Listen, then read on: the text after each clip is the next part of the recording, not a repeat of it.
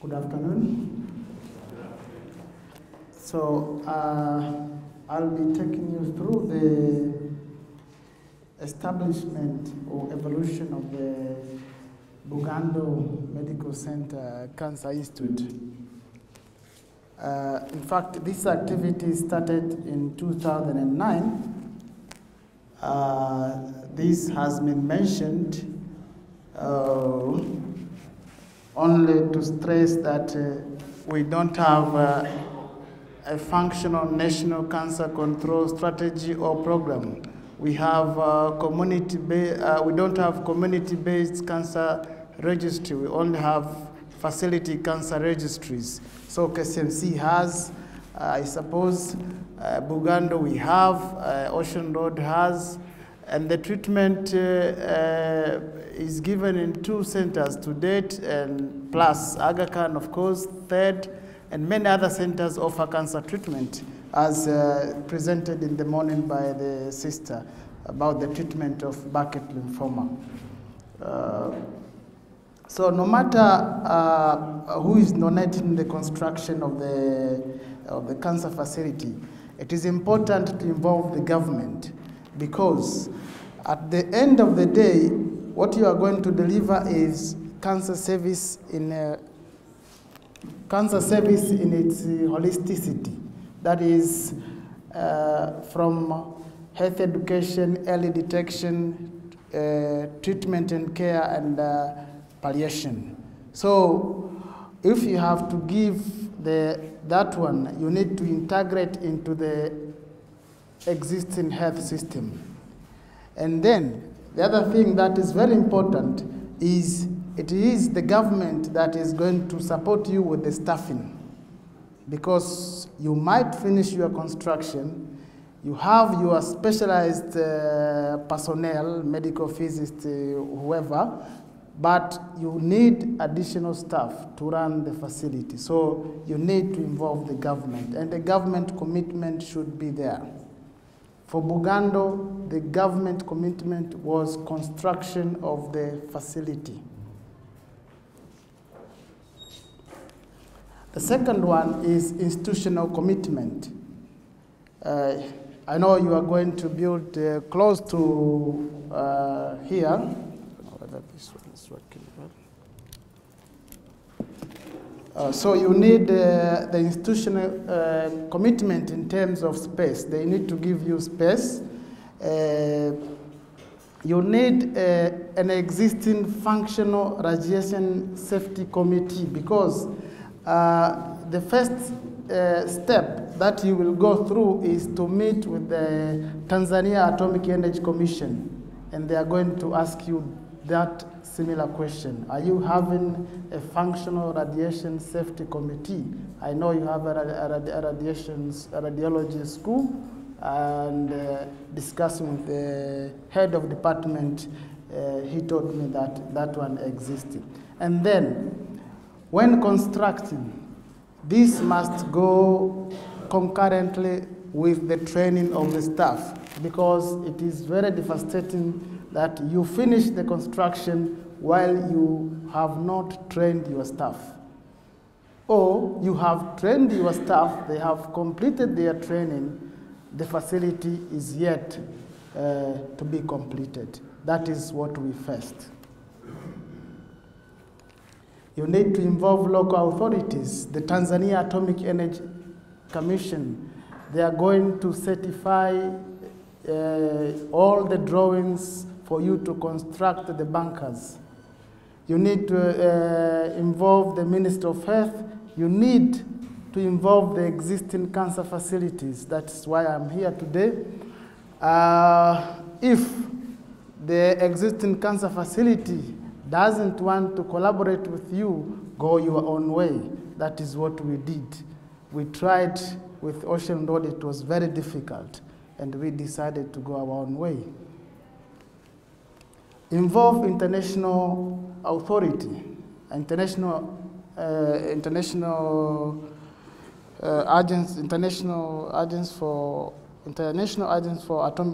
Atomic Energy Agency. This is very important because they are the one who are going to certify and commission you for the use of radiation equipment. And then, importantly, define what you want. Do you want to have only a radiation facility, or do you want to have a hospital? A hospital in terms of a hospital that can be both radiation, medical, plus auxiliaries, that is radiology, imaging, laboratory, theater, all those things. How many bunkers do you need? This is burden-based. 70% of the patients that are going to Ocean Road are coming from the lake zone. The lake zone is close to the Lake Victoria. And we are catering about 7 regions with a population of 1/3 of the total population of Tanzania. Of those, the cervical cancer that are seen at Ocean Road and receiving radiation, 60% come from the same region. And they all go late, about 70%. So you can imagine that the bigger burden was in Mwanza compared to other regions.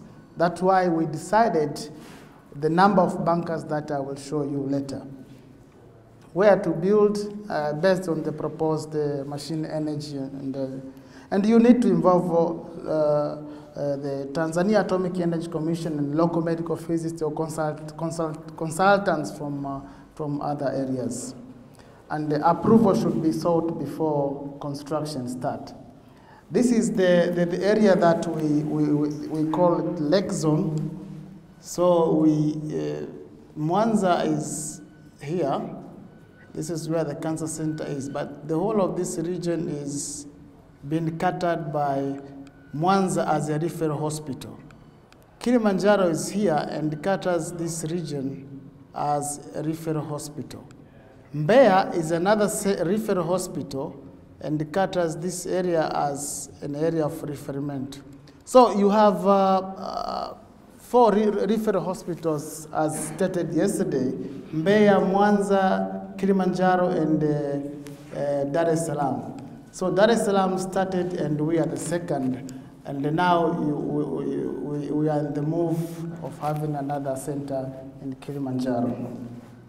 So during discussing with the Tanzania Atomic Energy Commission, Ministry of Health, and consultants from different authorities, when seeking for a contractor to construct the structures, the bunkers, they told us that person should have ideas of hospital construction. So we had to look for people who have at least constructed a hospital facility and actually a radiation facility. So we got technical advices from South Africa.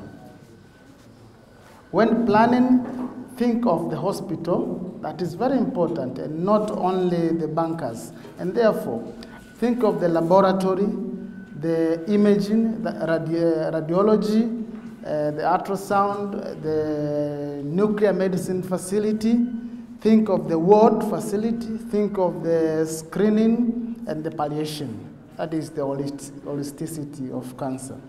And you also need to think of the theater and molecular biology lab for research activities, as my friend has said. We will know why theater as we go on.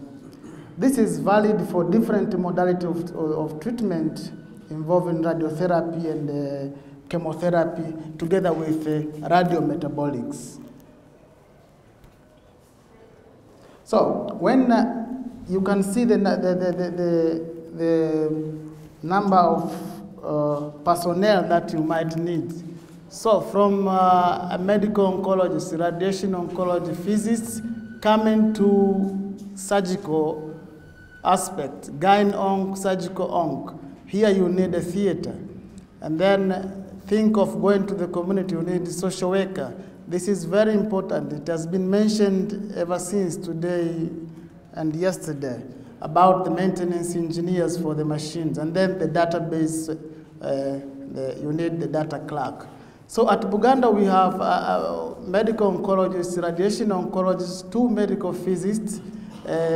Now we have 6 radiation technologists, 1 oncopharmacist, and then we have about 8 onco-nurses, 1 surgical onc, 1 gyne onc. A ped onc is now here doing the specialization, and we have a number of social workers, 1 maintenance engineer currently in Egypt for the same studies, and we have several data clerks in place. So, what are the success at Bugando? In fact, we completed the construction of the bunkers, 4 bunkers for high energy machine, and 2 for low, HDR and ortho voltage. And these have been certified by the local authority, Tanzania Atomic Energy Commission, and the International Atomic Energy Agency. We involved other international staffs, international cancer facilities, and they donated 1 linear accelerator with a CT SIM and a brachytherapy. We are waiting for the arrival of the 2 cobalt machines from the International Atomic Energy, plus the dosimetry system. We are continuing with the training. As I said, we have fellows on school, hematologists, ped onc, and some of the nurses are still on training. But the key staff are in place to start activities. And this, as we are discussing now, they are now installing, today they are installing the brachy machine that has just been arrived. And then think of the integration of activities into existing institution health system.